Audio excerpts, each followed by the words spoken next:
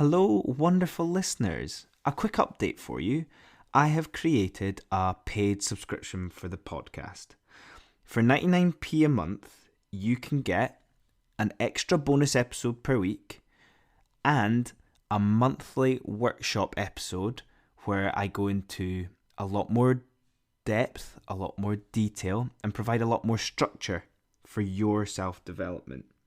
Now, whether you are a loyal long-term listener or just ready to go deeper on your self-development or just generally want to support the podcast, I would love to hear from you, and you can find the link for subscribing in the show notes.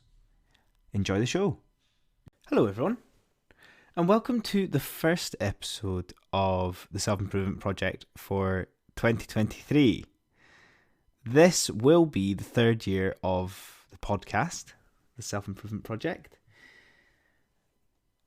It's been a hell of a journey.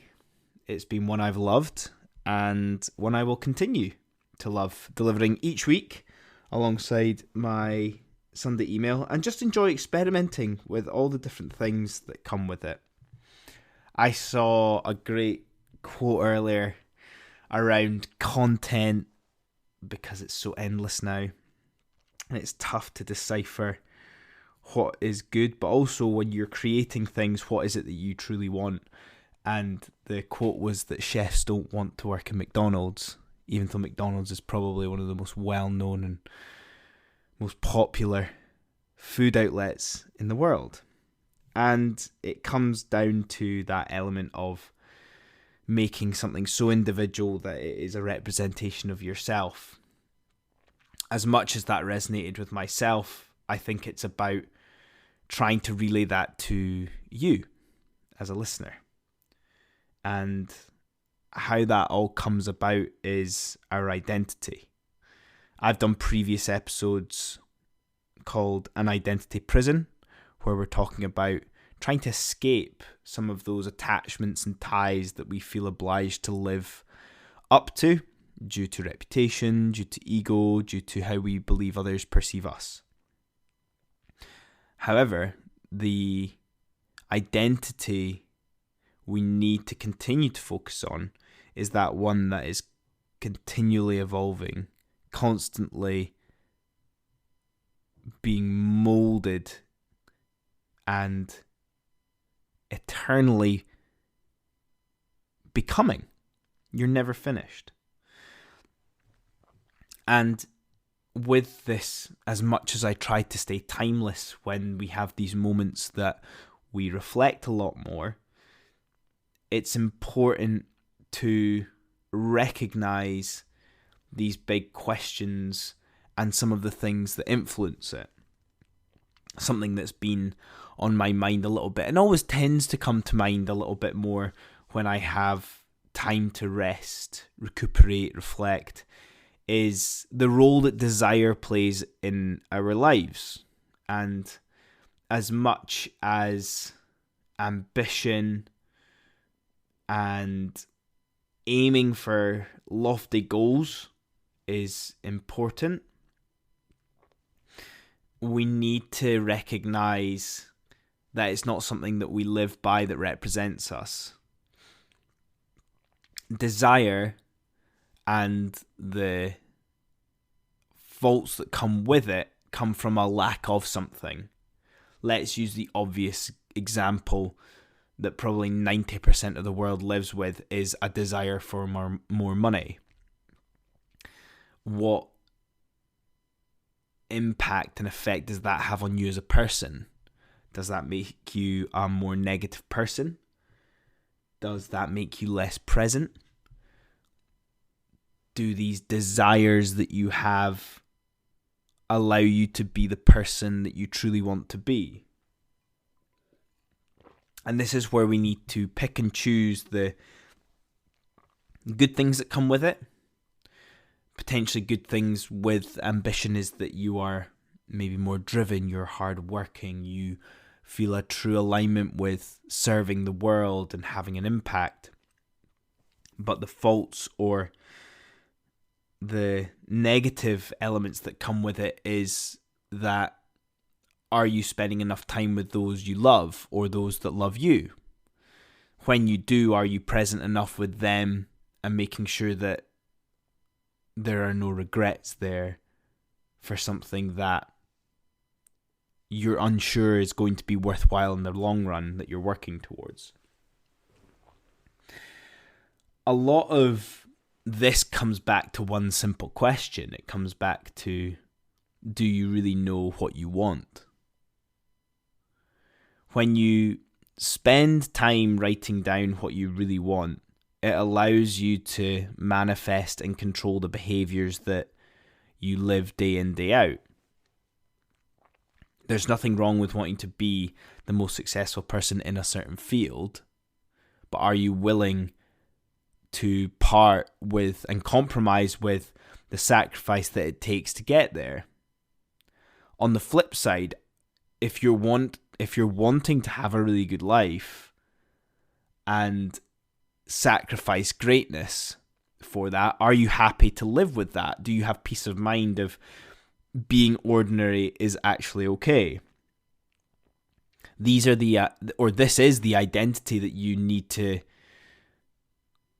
identify clearly for yourself. Some simple things that will give you a clear mind, and especially going into the new year, that will help with this, is having a rested mind and soul, perhaps a bit more sleep, eating a bit healthier, moving your body a bit more than you usually do. This creates a blank canvas, but one of clarity.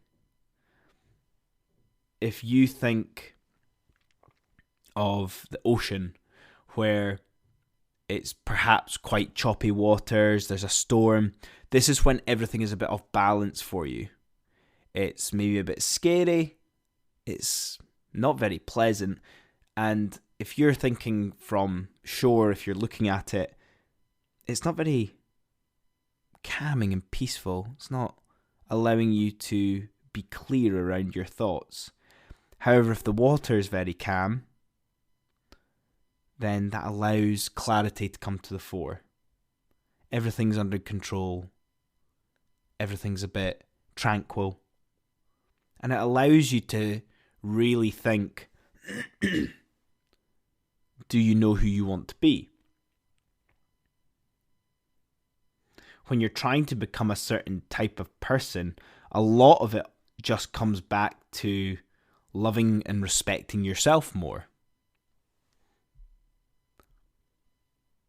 A lot of these things are simple things, but they're potentially missed or underrated, and we feel like we can skip them, even though that they are an important part in molding the person that you want to be. I'm not discouraging making ambitious or lofty lifelong goals, but you need to decide and own those decisions around your ambitions. It's time to truly lean in to who you want to be.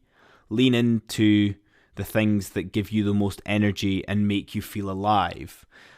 With every year that passes by, I constantly get reminded of the importance of doing things that make me feel alive.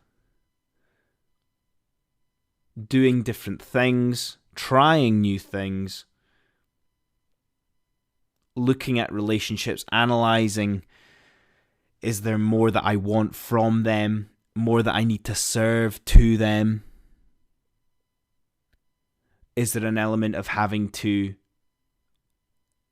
not only go through this identity transformation within myself, but actually understanding about the ripple effect that will have with the relationships that I currently have? And also, going back to that point around making ourselves feel alive,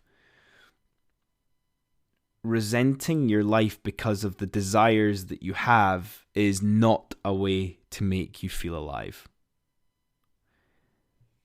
It's time to lean in to your ambitions around who you want to be. And enjoy and observe that the ride it takes you on. Our identity is something that never ends, but can be so special when we take ownership of it and lean into the things that we're supposed to lean into. You've got to remember, again, as an individual, you're always going to be one of a kind. Having the confidence and peace within yourself to lean into who you're supposed to be is probably one of the bravest things that you can do. So it's time to take ownership of your identity, knowing who you want to be, asking yourself the big question of, do you really know what you want? And looking at those desires and seeing if they serve you. And that's us.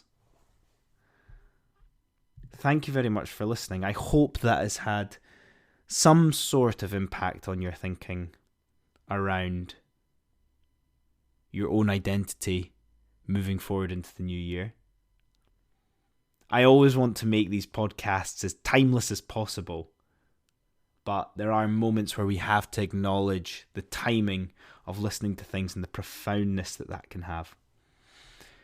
So I hope you all have a good week until I speak to you next Monday. And as always, thanks for listening. Cheers. Hey guys, me again. I hope you enjoyed that episode. And if you're not ready for the Becoming Unstuck in 30 Days self-led course quite yet, why don't you try my free ebook I created?